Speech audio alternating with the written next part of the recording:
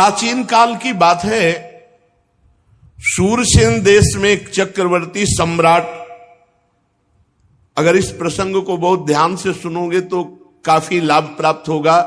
मोह का नाश करने वाला बहुत उत्तम प्रसंग है, अहंकार का दमन करने वाला बहुत उत्तम प्रसंग है, भगवत प्राप्ति के लिए बहुत उत्तम प्रसंग है। प्राचीन काल की बात है, शूरसेन देश में चक्रवर्ती सम्राट महाराज चित्रकेतु राज्य करते थे। वो इतने धर्मात्मा थे कि बिना जोते बोए पृथ्वी अपने आप अन्न देती थी, अपने आप रस देती थी, अपने आप फल देती थी। गेहूं बोने की जरूरत नहीं, अपने आप जैसे जंगली फल फूल होते हैं ऐसे सब अन्न रस फल फूल होते थे। धर्मात्मा राजा की ऐसी राज्य वृत्ति में स्वयं पृथ्वी सब फल फूल अन्न रस देती थी बिना जोते बोए। और उनके 1 करोड़ रानियां थी।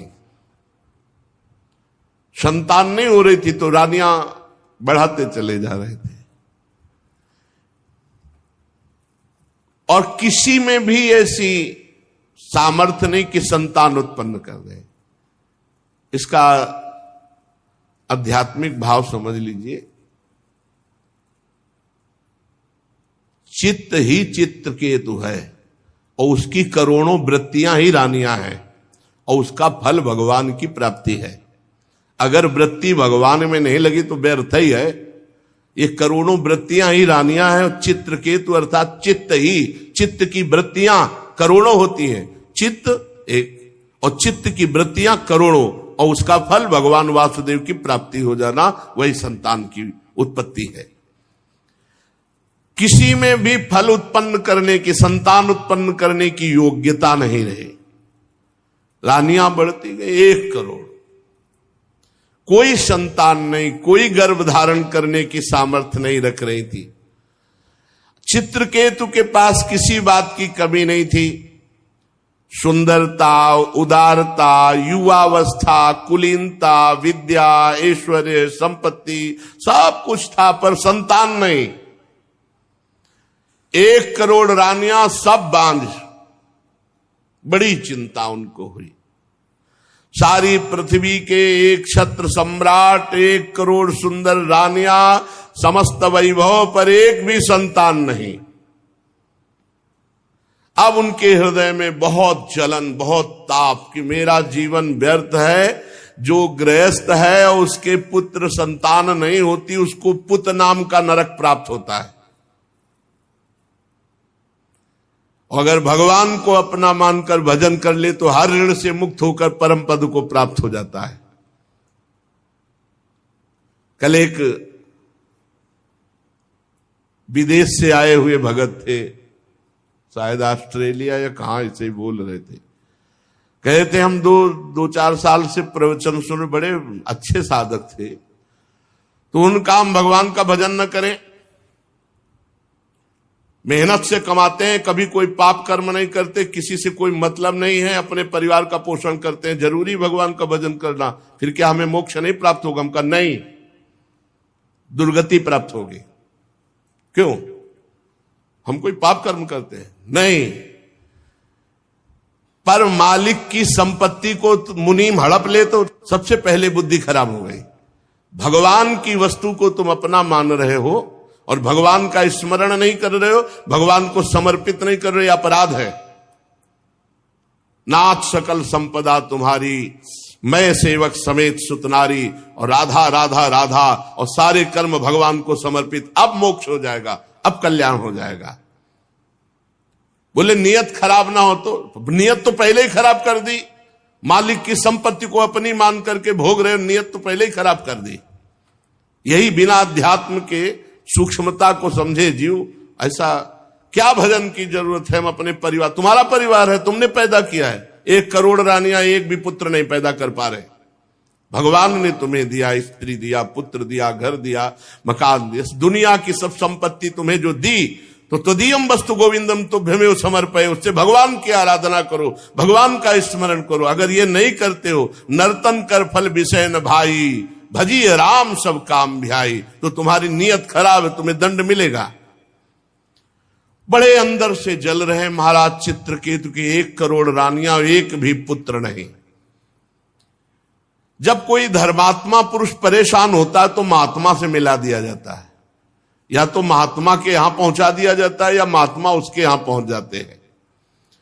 तो समर्थ अंगिरा ऋषि और देवर्षि नारद, ये विभिन्न लोकों में विहरण करने वाले महापुरुष, ये पहुंच गए चित्रकेतु के महल में। राजा ने देखा अंगिरा जी पधारे, प्रत्युत्थान अर्घादि अर्पित करके साष्टांग प्रणाम किया, बैठाला, आतिथ्य सत्कार किया और चित्रकेतु जी चरणों के समीप बैठ गए। अंगिरा जी ने कहा कि राजा तुम दुखी से दिखाई दे रहे हो, तुम्हारा राष्ट्र, कोष, सेना, परिवार, ये सब ठीक है ना? कौन सी परेशानी, तुम चिंताग्रस्त कैसे हो? और राजन, सुखी वही होता है जो अपने मन को वश में कर लेता है। सब कुछ ठीक हो लेकिन मन वश में ना हो तो जलाता रहता है, उक्लेश देता रहता है। बड़े बड़े लोकपाल भले अधीन हो जाएं, लेकिन अगर मन अधीन नहीं हुआ तो वो असंतुष्ट जलता रहेगा। तुम संतुष्ट नहीं हो, क्या बात है?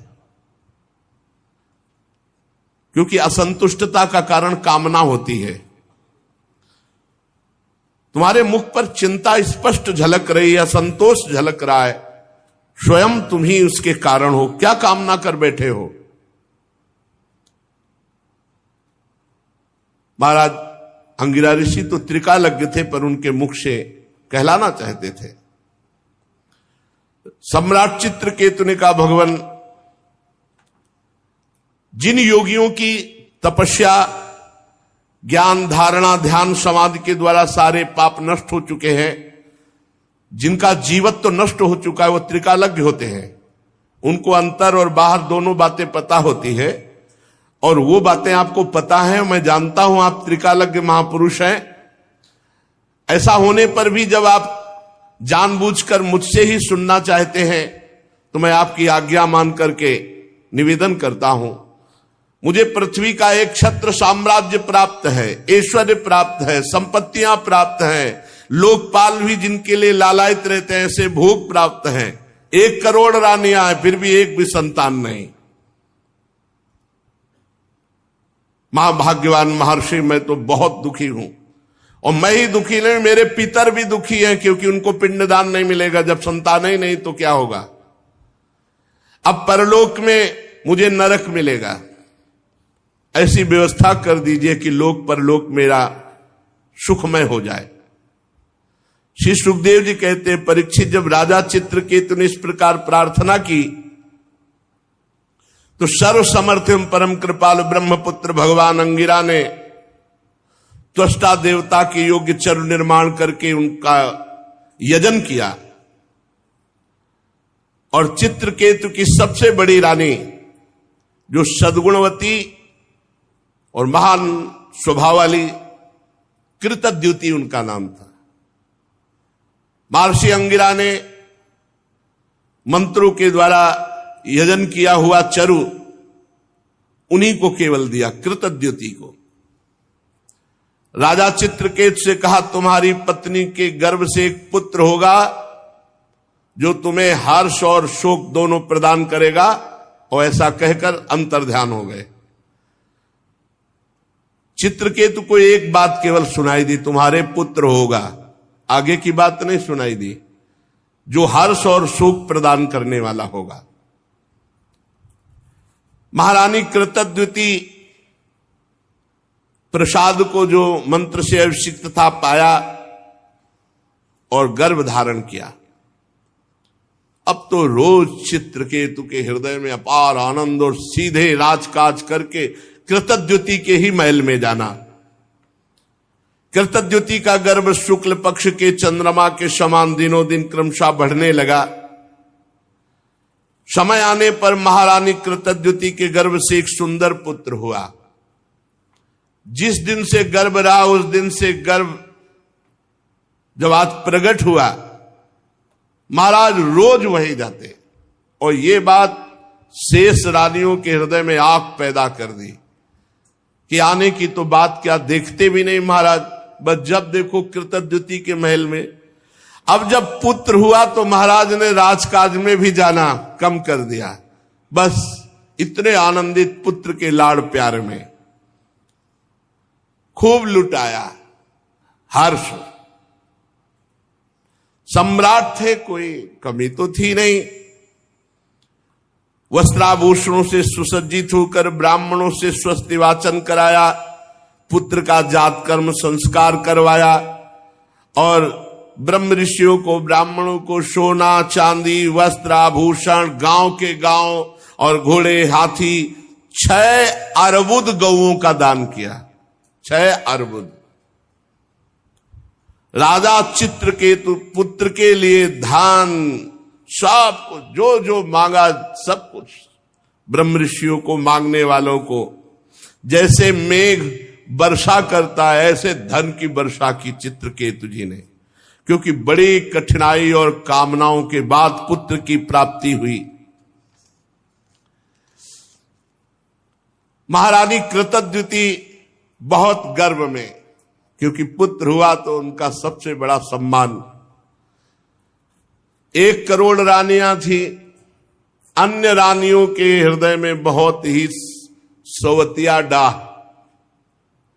ये बहुत जलन वाला होता है।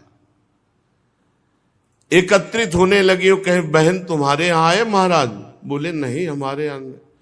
बोले देख रही हो रोज कृतद्युति के पास जाते हैं, हम देख रहे हैं कि महाराज कृतद्युति को प्यार कर रहे हैं क्योंकि उनके पुत्र हुआ, हम सब बांझ हैं इसलिए हमारा तिरस्कार कर रहे हैं।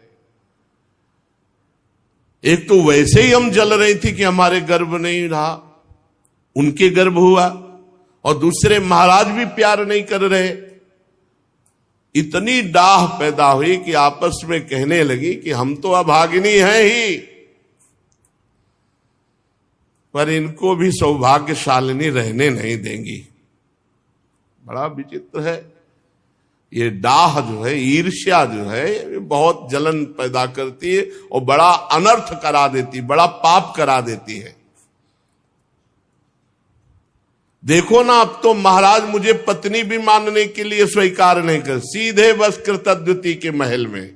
सचमुच हम सब धिक्कार के योग्य हो गई। देखो हम तो दासियों के समान भी नहीं रही, हम लोग बड़ी अभागिनी हैं। बार बार तिरस्कार पा करके भी सह रही इस तिरस्कार। अब सबने कृतद्युति के प्रति द्वेष प्रकट किया,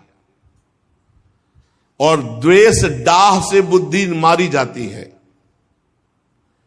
उनके हृदय में क्रूरता छा गई और सबने एक संगोष्ठी बैठा ली अन्य रानियों ने, और कर कहा कि अगर राजे कुमार मार दिया जाए तो कृतद्युति जो फूली फूली घूम रही है ये सब ठीक हो जाएगा। देखो ईर्ष्या कौन सा रूप धारण करती है। नन्हे राजकुमार को मारने का प्लान बना लिया, संकल्प कर लिया। अब प्रायः धायमा राजकुमार की सेवा में कई लगी रहती थी। एक धाय को संपत्ति और भय, संपत्ति दिया और भय कि अगर नहीं करेगी तो तेरे मृत्यु दंड दिलाएंगे, तो वो तो रानियां ही हैं। भयभीत हो करके बच्चे के दुग्ध में हलाहल जहर डाल करके पिला दिया गया। देखो ईर्ष्या के कारण इनको ये ध्यान नहीं रहा कि महाराज की हालत क्या होगी। अपने हृदय की जलन मिटाने के लिए कितना बड़ा अनर्थ कार्य कर दिया कि पूरे राज्य का भविष्य उन्होंने चौपट कर दिया। अब जब बच्चा सो रहा है तो नजदीक जाकर कृतद्युति लौट आती, हाल तो बहुत आनंद से सो रहा है, इधर उधर डोलती, लेकिन बहुत समय हो गया। अब धाय से कहा उठाकर ला बालक को, जो आ गया। धाय उस बालक को देखकर चीख पड़ी, क्योंकि अलग अलग धाय होती थी। पूरा नीला शरीर पड़ चुका था। हाय हाय चिल्लाने लगी और मूर्छित सी हो गई। धाय की दशा देखकर रानी दौड़ करके गई और देखा पूरा शरीर नीला, क्योंकि इतना जोर का जहर दिया गया था कि बचने की संभावना ना हो। आंखें उलट गई थी, पूरा शरीर, मुख से फेन निकल रहा था, प्राण निकल चुके थे, मृत शरीर। देखते ही वो तो मां थी, शोक से मूर्छित होकर गिर गई। शरीर अस्त व्यस्त, फिर होश आवे, फिर मूर्छित। रनिवास की सब रानियां एकत्रित हो गई। वो हत्यारिणी भी, वो कृतज्ञता से ज्यादा नाटक कर रही थी रोने और बेहोश होने का, जिन्होंने जहर दिलाया था। कोई जान ही न पावे कि ये सूचना राजा को। अब सोचो राजा की हालत क्या हुई होगी, जो इतनी मनौती के बाद एक पुत्र हुआ था। महाराज तो ये बात सुनते ही कि राजकुमार की मृत्यु हो गई, धड़ाम से गिर गए। मंत्री आज उनको पकड़ करके धीरे धीरे ला रहे, बाल खुले हुए, वो तो वही जानते हैं जिनके हृदय में कभी ऐसी पीड़ा हुई हो। लंबी लंबी सांस लेते हैं, आंसुओं की धारा कपोल को भिगो रही और कुछ बोल नहीं पा रहे, बस फिर मूर्छित हो जाते। फिर मंत्रीगण उठाकर उनको महल तक लाए। पति प्राणा रानी कृतज्ञती अपने पति की दशा और अपने बच्चे की दशा देखकर विलाप कर रही। महारानी की भी स्थिति, महाराज की स्थिति, पूरा नगर व्याकुल, पूरा महल हाहाकार। अरे विधाता, तू कितना निर्दयी है, कृतज्ञती जी कहती है। तू अपनी सृष्टि के प्रतिकूल चेष्टा करता, बड़े आश्चर्य की बात है। हम बूढ़े तो जिंदा बैठे, हमारा बच्चा पधार गया। क्या बिगाड़ा था तुम्हारा इस बच्चे ने, या क्या बिगाड़ा था हमने?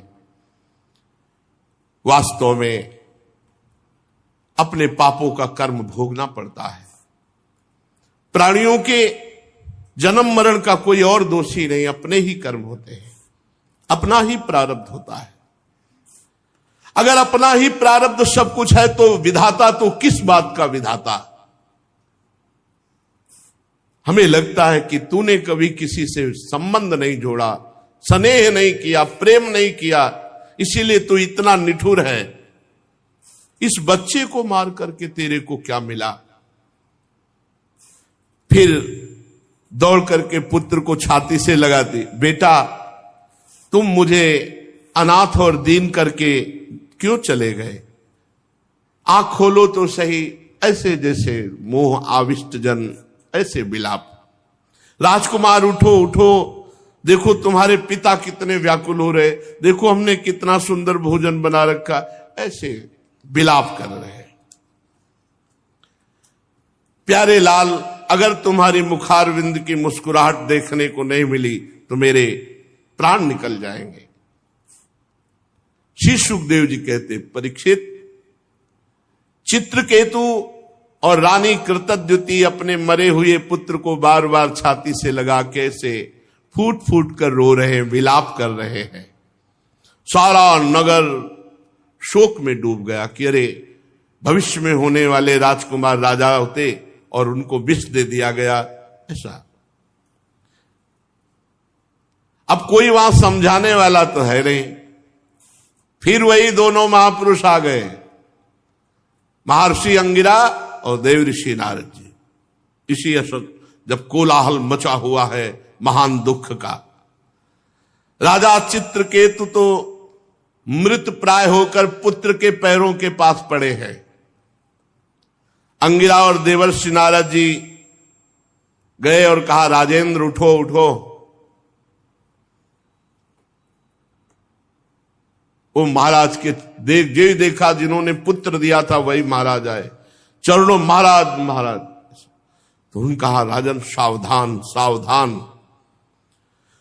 तुम जिसके लिए इतना शोक कर रहे हो बालक पहले तुम्हारे पूर्व के जन्म में कौन था जानते हो? तुम उसके कौन थे जानते हो? अगले जन्म में वो तुम्हारा क्या बनेगा, तुम उसके कौन बनोगे जानते हो? अरे राजन, जैसे हवा के प्रवाह से बालू कण मिल जाते हैं फिर अलग हो जाते हैं, ऐसे ये ना यहां कोई किसी की पत्नी न यहां कोई किसी का पुत्र है, कर्मानुसार कुछ समय के लिए आया फिर चला जाएगा।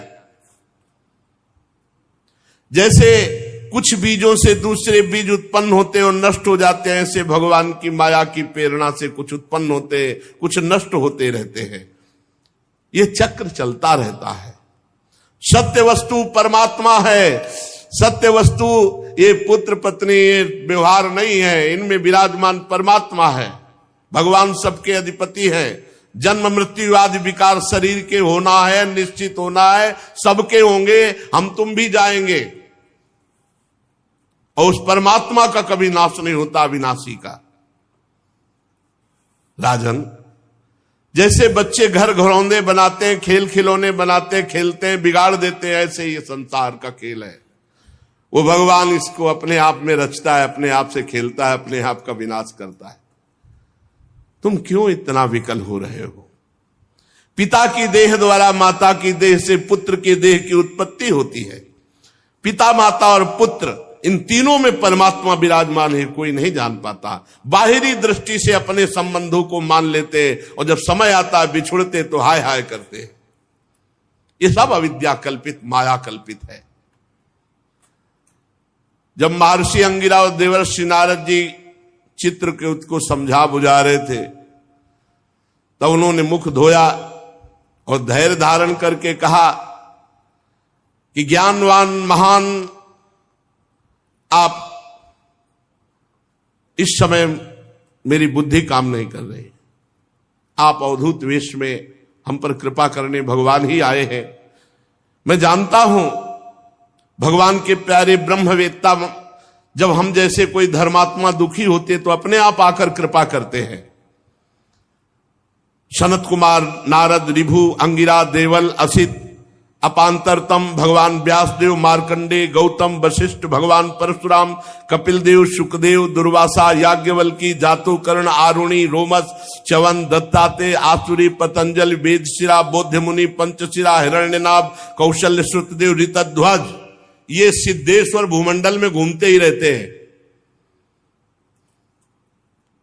जब किसी धर्मात्मा पुरुष को कोई विपत्ति आती है तो किसी न किसी रूप में बदल कर आते हैं और उसका सहयोग करते हैं, ज्ञान उपदेश करते हैं। हमें लगता है आप लोग हमें ज्ञान उपदेश करने के लिए आए हो।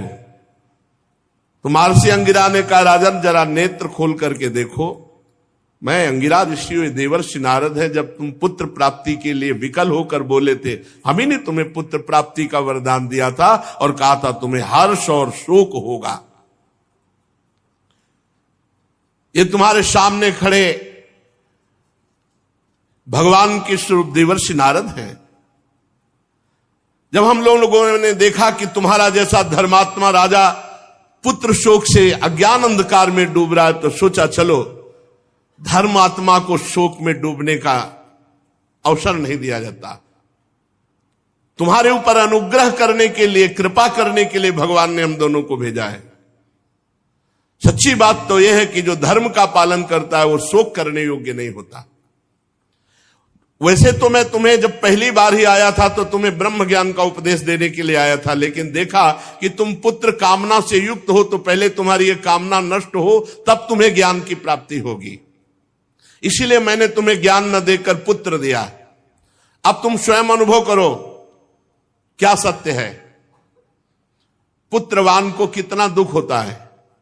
यही बात स्त्री, घर, धन, विविध प्रकार के ईश्वर संपत्तियां जिसमें हम अपनापन कर लेते हैं वो परिणाम में दुख ही देता है, क्योंकि संसार दुखालयम अशाश्वतम। राजन, ये शोक मोह भय दुख का कारण है भगवान से विमुख होना। ये मन के खेल खिलौने हैं। ये माया का जादू है। इसलिए सृष्टि के राग में न फंस करके जो भगवान का भजन करता है वही शोक रहित होता है। तुम परमात्मा में स्थित हो। देवर्षि नारद जी ने कहा, राजन मैं तुम्हें एक मंत्र देता हूं, इस मंत्र का जाप करो, 7 दिन में भगवान शंकरषण शेष जी का तुम्हें दर्शन हो जाएगा। भगवान शंकर आदि ने श्री शंकरषण देव की ही चरणों का आश्रय लिया था और द्वैत का भ्रम त्याग कर महामहिमा में शुद्ध ज्ञान को, इससे बढ़कर कोई नहीं है, इसी को परम पद कहते हैं। देखा कि मंत्र लेने में रुचि नहीं है क्योंकि पुत्र पधारा, शोक और समय मंत्र। देवर्षि नारद जी ने आकर्षण किया उस जीवात्मा का जो पुत्र के रूप में आई थी। देवर्षि नारद जी ने कहा, जीवात्मन पश्य भद्रम ते मातरम पितरम चते सुहृदो बांधवास्तप्ता सुचा त्वत्कृत्या भृशम कलेवरम स्वामविश्य शेषमायु सुहृदव्रता भुंक्ष भोगान पितृ प्रत्तान तिष्ठ नृपासनम। चलो इस शरीर में आ जाओ और पूरी आयु व्यतीत करके तब फिर यहां से जाना। आ जाओ, जीवात्मा को बुलाया। ये देखो तुम्हारे पिता कैसे व्यतीत हो रहे, माता कैसे, और सब पूरा महल के साथ रो रहा है। आओ और पिता के दिए हुए भोगों को भोगो, और मैं कह रहा हूं पूरी आयु व्यतीत करो। चलो अपने शरीर पे आ जाओ। जीवात्मा ने आवाज की, कहा, देवर्षि जी आप कह रहे हैं, आप कह रहे हैं कि मेरे पिता है, माता है। अरे इसके कितनी बार मैं बाप बन चुका हूं, कितनी बार इसका माता बन चुका हूं। ये मेरा माता पिता नहीं है। ये कितनी बार भाई बन चुका है, कितनी बार नाती बन चुका है, कितनी बार हमारा शत्रु बन चुका है। ये कितनी बार हमसे उदासीन हुआ है, कितनी बार हमसे द्वेष किया है। अपने कर्मानुसार मैं आज इसका पुत्र बना था, बस इतने समय के लिए। ये मेरा कोई नहीं है। जैसे व्यापारी के पास से सामान एक के पास दूसरे के पास जाती रहती है, ऐसे कर्मानुसार जीव एक के पास दूसरे के पास जाता रहता है। विचार करने से पता चलता है। 4 दिन इसके यहां जन्म ले लिया, ये हाय हाय करके कह रहा है मेरा पुत्र, मेरा पुत्र। ये सुना रहे हैं सबको, सबके बीच में सुना रहे हैं। नित्य अहंकार रहित वो जब जीव अपने कर्मानुसार गर्भ में आता है, तभी तक, जब तक शरीर में रहता है तभी तक वो माता पिता मानता है। इसके बाद कुछ नहीं उसकी याद, कोई उसका नहीं। जैसे कोई लोग पूछते हैं कि हम जब मर के जाएंगे तो हमारे पिता हमसे बात करेंगे, माता बस शरीर तक, शरीर छूटा काम खत्म। शरीर तक केवल संबंध। मैं अविनाशी हूं, मैं सूक्ष्म हूं, जन्मादि से रहित हूं, अपने कर्मवश इसके गर्भ में आया था। ये ना मेरी माता है ना मैं इसका पुत्र हूं। जन्म मृत्यु से रहित हूं, मैं ईश्वर स्वरूप हूं। ना तो मेरा कोई प्रिय है ना कोई अप्रिय है, ना मेरा कोई अपना है ना कोई पराया है, ना कोई हित है ना कोई अहित है, ना कोई मित्र है ना कोई शत्रु है। मैं सबसे उदासीन, मैं अद्वितीय हूं। इस शरीर कर्मानुसार ग्रहण करने मात्र से केवल कुछ समय के लिए मैं पुत्र बना था। राजा से कहा सुनो, और देवर्षि नारद जी से जीवात्मा ने कहा कि अब इस शरीर, गंदे शरीर को मैं स्वीकार नहीं करता। राजा ने कहा कि जाओ जाओ, मोह नष्ट हो गया। क्योंकि जब ज्ञान की बात सुनी, जीवात्मा ऐसा कहकर अंतर ध्यान हो गया, राजा का मोह बंधन कटा। फिर उन्होंने मंत्र लिया। पहले मंत्र, मोह गए बिनु राम पद होई न दृढ़। बहुत मोह विचित्र होता है। अब तो राजा ने उदासीन होकर के कहा इसका जात संस्कार कर दो। शरीर का और दैहिक क्रियाएं पूर्ण की गई। राजा ने दुस्त्यज स्नेह का त्याग किया, और जिन रानियों ने बच्चे को विष दिया था वे सब बाल हत्या के कारण श्रीहीन हो गई। अब तो हाय हाय उनके हृदय में जलन, अब उसका पाप का सब चिल्ला चिल्ला कर कहने लगे कि मैंने विष दिया। पाप छुपता नहीं, वो नष्ट करता है। अंगिरा जी ने उनको भी उपदेश दिया, बाल हत्या का प्रायश्चित करवाया, मात्सरहीन करके उनको भजन में लगाया। जहां संत पहुंच जाते हैं मंगल ही मंगल हो जाता है। उन सब माताओं को जिन्होंने ईर्ष्यावश जहर दिया था, बाल हत्या का प्रायश्चित करवाया, मात्सरहीन किया और उनको भजन का उपदेश किया। अंगिरा जी और नारद जी के उपदेश से राजा चित्रकेतु के हृदय में वैराग्य, उन्होंने तत्काल संपूर्ण राज्य छोड़ दिया और जो मंत्र दिया था उसका एकांत में यमुना जी में विधि पूर्वक स्नान करके समस्त धार्मिक क्रियाएं की और संयतेंद्रीय होकर के नारद जी को जो गुरुदेव के रूप में वर्ण करके उनके द्वारा दिए हुए मंत्र से, अब नारद जी ने कहा कि सुनो, मंत्र तो है, मैं एक विद्या का उपदेश करता हूं जिससे तुम बहुत जल्दी महान पदवी को प्राप्त हो जाओगे। ओम नमस्तुभ्यं भगवते वासुदेवाय धीमहि प्रद्युम्नाय निरुद्धाय नमः संकर्षणाय च नमो विज्ञानमात्राय परमानंद मूर्तये आत्मा रामाय शांताय निवृत्तद्वैत दृष्टये आत्मानंदानुभूत्यैव न्यस्त शक्तिर्मये नमः ऋषिकेशाय महते नमस्ते विश्वमूर्तये वचस्यु परते प्राप्य यैकैको मनसः स अनाम रूपस्यन्मात्रः सोऽव्यान्नः सदसत्परः यस्मिन्निदं यतश्चेदं तिष्ठत्यप्येति जायते मृण्मये स्वीयो मृज्जातिस्तस्मै ते ब्रह्मणे नमः यन्न स्पृशन्ति न विदुर्मनो बुद्धिन्द्रियासवः अंतर्बहिष्य विततं व्योमवत्तन्नतोऽस्म्यहम्। ओंकार स्वरूप भगवान वासुदेव प्रद्युम्न, निरुद्ध और संकर्षण रूप से क्रमशः चित्त, बुद्धि, मन और अहंकार के अधिष्ठाता है। मैं आपके इस चतुर्व्यूह रूप को बार बार नमस्कार करता हूं। आप विशुद्ध विज्ञान स्वरूप हैं, आपकी मूर्ति परमानंदमयी है, आप अपने स्वरूप भूत आनंद में मगन रहते हैं, आप माया जनित राग द्वेष आदि दोषों का तिरस्कार करते हैं। हे प्रभु, मैं आपको नमस्कार करता हूं। आप सबकी समस्त इंद्रियों के प्रेरक परम महान विराट रूप है। हे प्रभु, मैं आपको नमस्कार करता हूं।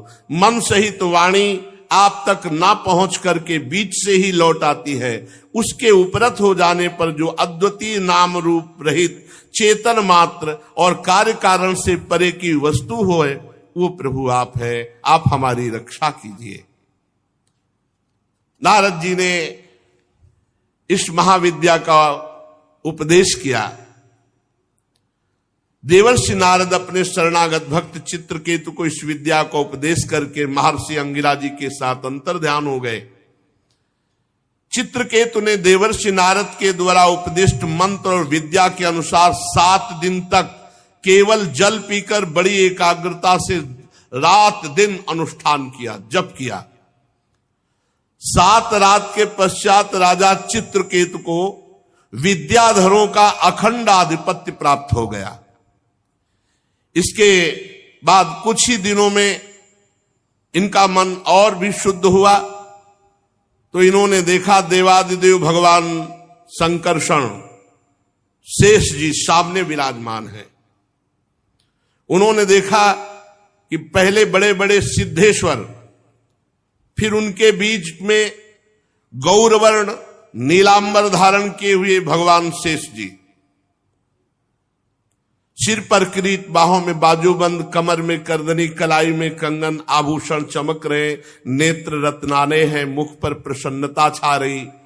भगवान शेष जी का दर्शन करके चित्रकेतु पूर्ण निष्पाप हो गए।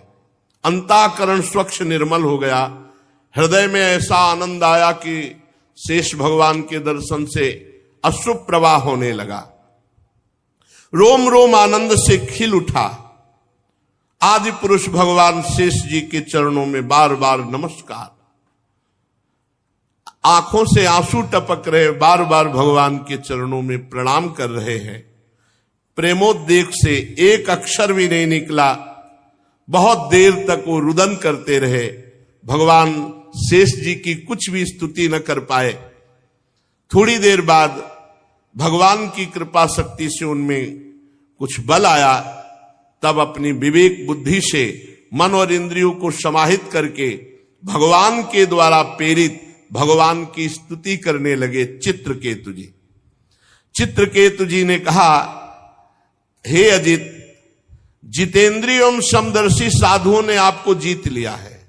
अजित जिता सममति भी साधुभिर भवान जितात्मभिर भवता विजितास्ते पिच भजता मकामात्मनाम या आत्मदोति करुणः।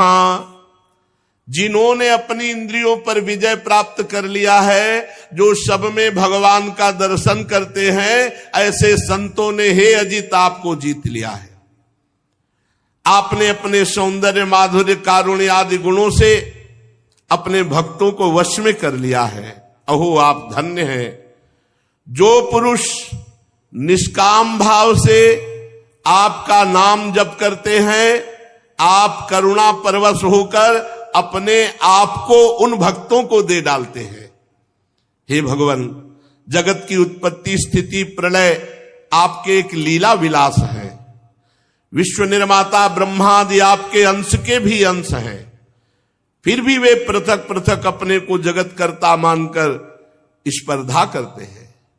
नन्हे से नन्हे परमाणु से लेकर बड़े से बड़े महातत्व पर्यंत संपूर्ण वस्तुओं के आदि अंत और मध्य में केवल आप ही विराजमान हो। छोटे से छोटे परमाणु में भी आप विराजमान हैं। अणुअणियान महतो महियान। प्रभु, कोई भी वस्तु ऐसी नहीं जिसमें आप न विराजमान हो। भाई यही बात समझ में आ गई तो सर्वत्र भगवान का साक्षात्कार। जो नर पशु केवल विषय भोगों में लगे हुए हैं, आपका भजन नहीं करते हैं, उनको नरक की प्राप्ति होती है। आप कह दो कि हम कुछ पाप नहीं, रह ही नहीं सकते बिना पाप किए। अगर भगवान का भजन नहीं तो बुद्धि शुद्ध नहीं तो पापाचरण तो होगी। और सबसे पहली बात, आप भेजे ही गए हो भजन करने के लिए मानव देह में। यदि सत्कर्म नहीं किया, भजन नहीं किया तो अपराध है दंडनीय। ये भागवतिक अपराध है। राजकुल का नाश होने के बाद जैसे उसके अनुयायियों की जीविका चली जाती है, ऐसे ही जो देवताओं की आराधना करते हैं, तो जब सृष्टि में उनका नाश होता है तो उनके आराधकों का भी नाश हो जाता है। हे परमात्मन, आप ज्ञान स्वरूप हैं। जो सकाम भावना से युक्त होकर के अन्य अन्य उपासना में लगे हैं, आपका भजन नहीं करते, वो जन्म मृत्यु के बंधन से कभी मुक्त नहीं हो सकते। जीव को सुख दुख की प्राप्ति कराने वाली ये कामनाएं ही हैं, ये द्वंद्व हैं। इसलिए हे अजित, विशुद्ध भागवत धर्म का जिसने आश्रय ले लिया, जो निरंतर भजन करता है, जिसके आप ही हो संग्रह परिग्रह अकिंचन है, जो आप में ही अपनी अहमता ममता समर्पित कर दिया है, वो इस आवागमन से मुक्त हो जाता है। अन्य कोई उपाय नहीं। जो भागवत धर्म का पालन करता है, जिसका सब कुछ भगवान ही है, जो रात दिन भजन करता है, वही इस आवागमन से मुक्त होता है। भगवान, आपके दर्शन मात्र से मेरा अंतःकरण का सारा मल धुल गया। आपके अनन्य प्रेमी भक्त देवर्षि नारद जी ने मुझे जो जो कहा था वो सब ठीक वैसा ही मिला। हे अनंत, आप संपूर्ण जगत की आत्मा हैं। अतएव संसार में जितने प्राणी हैं, उन सबका बल आप हैं। चाहे जुगनू हो चाहे सूर्य, जुगनू से लेकर सूर्य तक आपसे ही प्रकाशित है। अर्थात छोटे बल से लेकर बड़े बल तक आपके ही बल के द्वारा सब बलवान हैं, पर कोई ये जान नहीं पाता। प्रभु आपकी चेष्टा से ही ब्रह्मांड में चेष्टा प्रकट होती है, बड़े बड़े लोकपालों में चेष्टा होती है और छोटे छोटे जीवों में भी चेष्टा होती है, आपके ही बल से। हे शास्त्र शीर्षा शेष भगवान, आपको नमस्कार है। मंत्र के प्रभाव से चित्रकेतु को विद्याधरों का अधिपति पद प्राप्त हुआ और भगवान शेष जी के दर्शन हुए। भगवान शेष जी ने कहा, चित्रकेतु, ये जो बहुत जल्दी तुम्हें हमारा साक्षात्कार हुआ ना, ये देवर्षि नारद और महर्षि अंगिरा की कृपा से।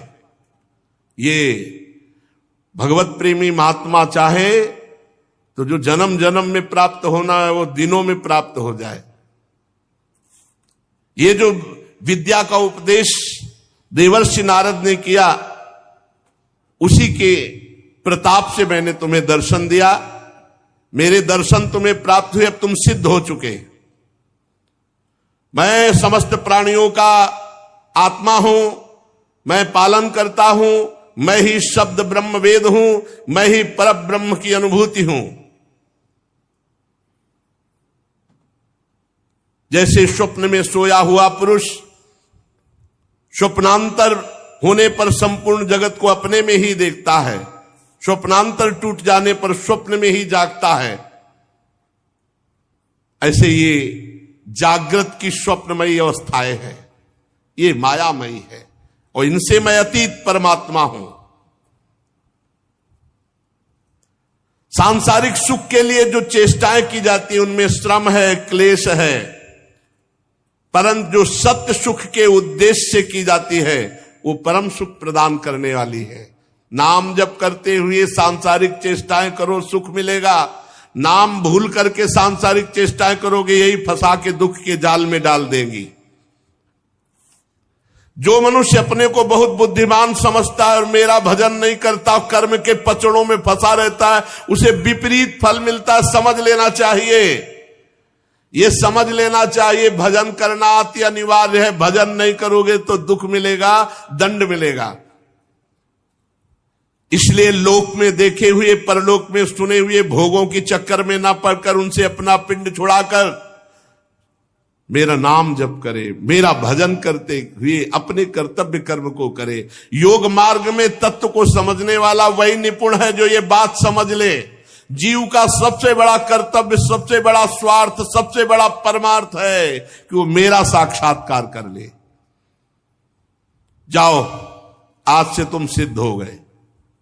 भगवान ने प्रमाण दे दिया और भगवान शेष जी अंतर्ध्यान हो गए।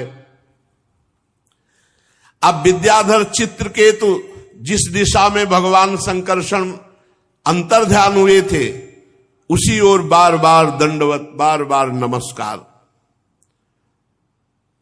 अब तो महायोगी हो गया चित्रकेतु, विद्याधरों का अधिपति और भगवान संकर्षण का कृपा पात्र।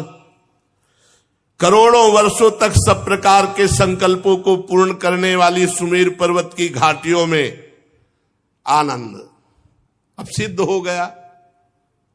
बस यही त्रुटि है, सिद्ध होने के बाद भी खूब भजन में लगना चाहिए। इसीलिए जो सावधान पुरुष हैं, जैसे पकड़े हुए मृग पर कभी विश्वास नहीं, ऐसे मन पर कभी विश्वास नहीं। सुमेरु पर्वत की दिव्य घाटियों में विहार, शरीर का बल और इंद्रियों का बल छोड़, क्योंकि सिद्ध। अब बड़े बड़े जन इनकी स्तुति करते, उनकी प्रेरणा से विद्याधरों की स्त्रियां उनके पास जाती। बहुत सावधानी की जरूरत है, बहुत सावधानी की। पूरे जीवन आजीवन भजन परायण। अब एक दिन की बात है कि चित्रकेतु तेजोमय दिव्य विमान पर, जो उनको प्राप्त हुआ था विद्याधरों के अधिपति पद पर, तो निकले विमान पर चढ़े चढ़े तो देखा कुछ ऋषि जो है बैठे हो, भगवान शंकर उपदेश कर रहे हैं, तो विमान पर चढ़े चढ़े गए। अरे थोड़ा तो बुद्धि ठिकाने रहनी चाहिए, ये अहंकार आ गया। देखो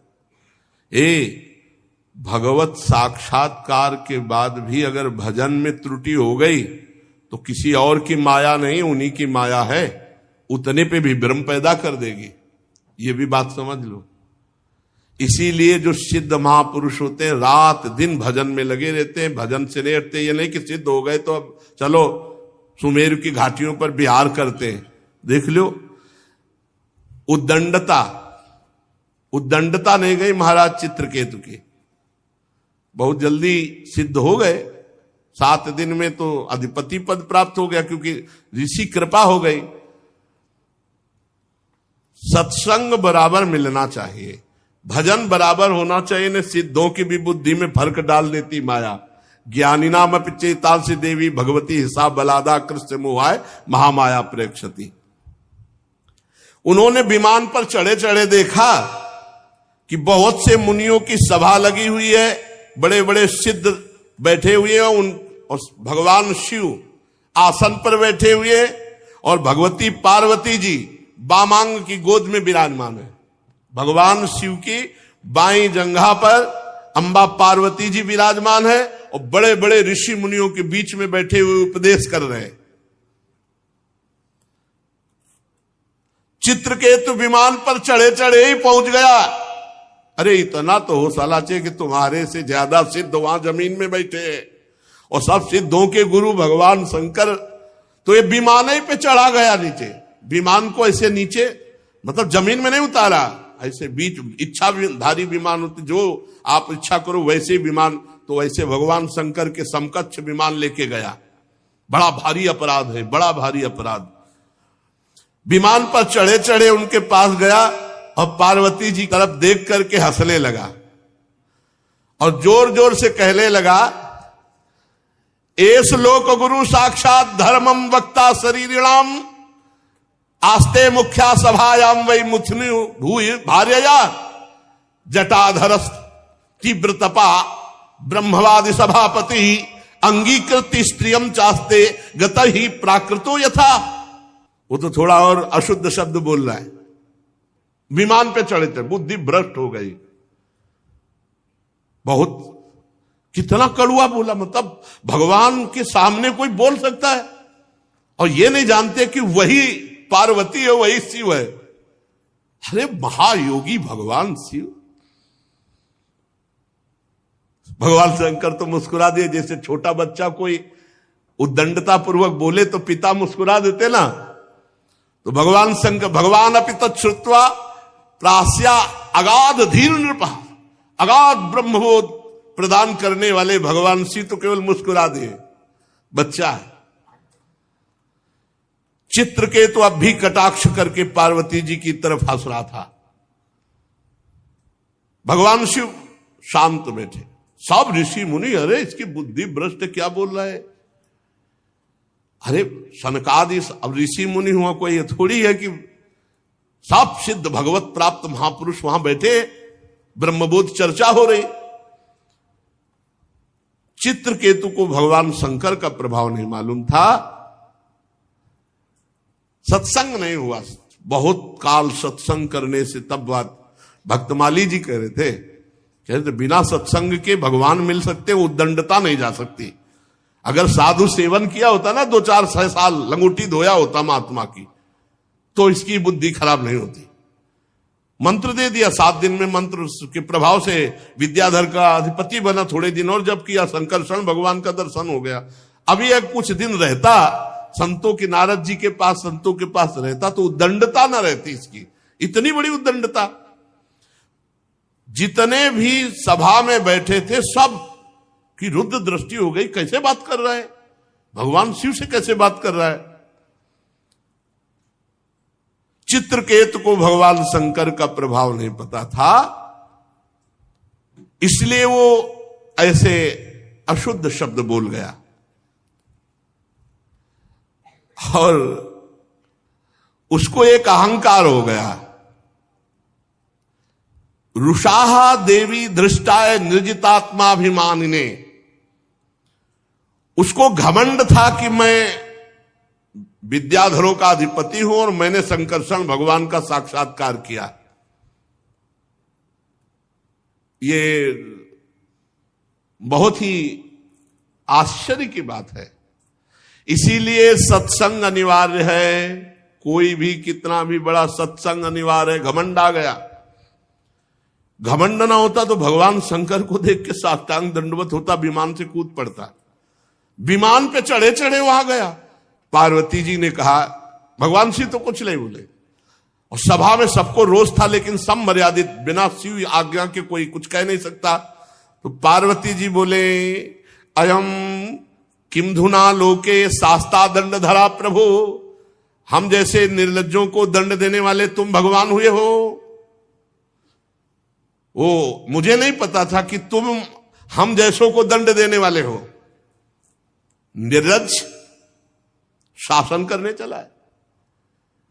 जान पड़ता है ये जो सामने बैठे हैं ब्रह्मा जी, भृगु जी, नारद जी, सनक सनंदन सनातन सनत कुमार, कपिल देव जी, मनु जी, ये जो बड़े बड़े नीचे बैठे हुए भगवान शिव से सत्संग कर रहे हैं, इनको ज्ञान नहीं है।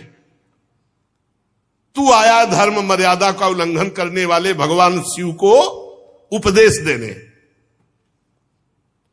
ये ब्रह्मादि महापुरुष बैठ करके चरणों की आराधना करके उपदेश सुन रहे हैं। उन्हीं मंगलों को मंगल बनाने वाले साक्षात जगत गुरु भगवान शंकर का अपमान करने वाले तू शासन करने आया है। तू किनके ऊपर शासन की चेष्टा कर रहा है? तू दंड का पात्र है। वो दंड माता जी ने कहा। तुझे घमंड हो गया है, दिखाई दे रहा है विमान में बैठा मूर्ख।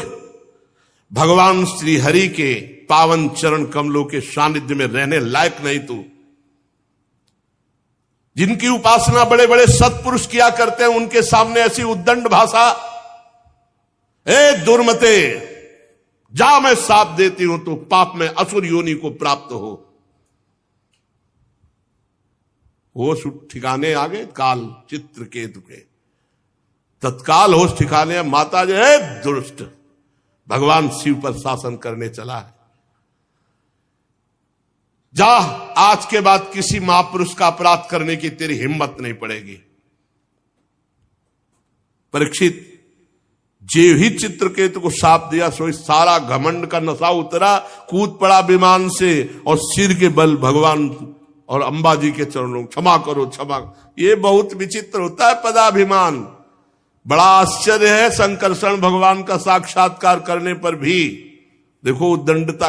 इसीलिए मोरे मन प्रभु अस विश्वासा, राम ते अधिक राम कर दासा।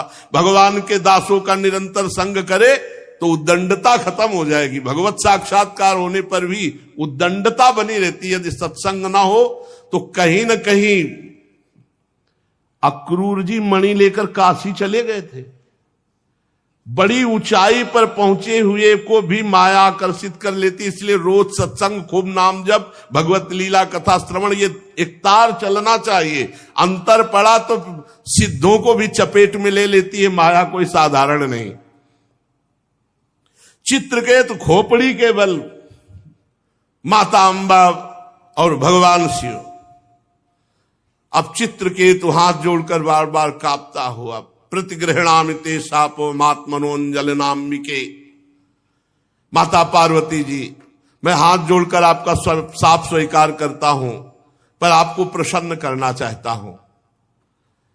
माता, आपने जो शाप दिया मैं स्वीकार करता हूं, पर एक प्रार्थना है देवी। कैसी भाषा बदल गई। अभी तक कैसे बोल रहे थे? बहुत गुस्सा वाली बात बोल रहे थे। उसमें जो लिखा हमने नहीं बोला, बहुत गुस्सा वाली बात बोल रहे थे। अरे भगवान शिव को ऐसे शब्दों से, पर ये दिखाया लीला में कि अगर भजन छूट गया, सिद्धों की गणना में आकर के मनमानी सिद्ध ही, तो फिर बुद्धि भ्रष्ट हो जाती है और कहीं ना कहीं अपराध बन जाता है बड़ों के प्रति। अब कह रहे हे अंबा, जीव अज्ञान से मोहित हो जाता है। बिल्कुल सही बात है। संसार चक्र में अपने अज्ञान के कारण भटकता है, सदा सर्वदा सर्वत्र सुख दुख भोगता रहता। माता जी, अब हे देवी, हे माता जी, हे, अब भाषा बदल गई। माता जी सुख दुख को देने वाला ना तो अपना आत्मा है और ना कोई दूसरा है, वही अज्ञान ही है। अपने अथवा दूसरे को सुख दुख का जो कर्ता मानता है वो अज्ञानी है, क्योंकि अज्ञान ही मूल इसका है। माता जी, ये जगत सतोगुण रजोगुण तमोगुण के स्वाभाविक प्रवाह में है। इसमें क्या श्राप, क्या अनुग्रह, क्या स्वर्ग, क्या नर्क, क्या सुख, क्या दुख, ये सब अज्ञान के खेल के कारण भोगना पड़ता है। ये माया ही बंधन मोक्ष और सुख दुख की रचना करती रहती है। माता जी भगवान श्री हरि सब में सम मायादि मल से रहित है। उनका कोई प्रिय अप्रिय, कोई अपना पराया नहीं है। तथापि उनकी माया शक्ति से ऐसे कार्य बन जाते हैं जिनके कारण दुख भोगना पड़ता है। देवी, ये जो मैं विनय कर रहा हूं आपसे, साप से मुक्त होने के लिए नहीं कर रहा हूं। मैं ये चाहता हूं कि मेरी अनुचित चेष्टा, मेरी अनुचित जो बात हो गई, उससे आपको जो दुख हुआ उससे मैं क्षमा याचना चाहता हूं। भगवान शंकर अब बोले, माता जी से ही बोले, सुंदरी, दिव्य लीला विहारी भगवान के निष्प्रिय उदार हृदय दासानुदास की महिमा तुम अपने आंखों से देख लो। जो लोग भगवान के शरणागत होते हो किसी से नहीं डरते। भगवान शिव का कैसा अगाध, कितना प्रेम है हरि से, कि देखो महिमा देखो उनकी। ये उन्हीं की महिमा से विमान पे चढ़े चढ़े हमें डांट रहा था।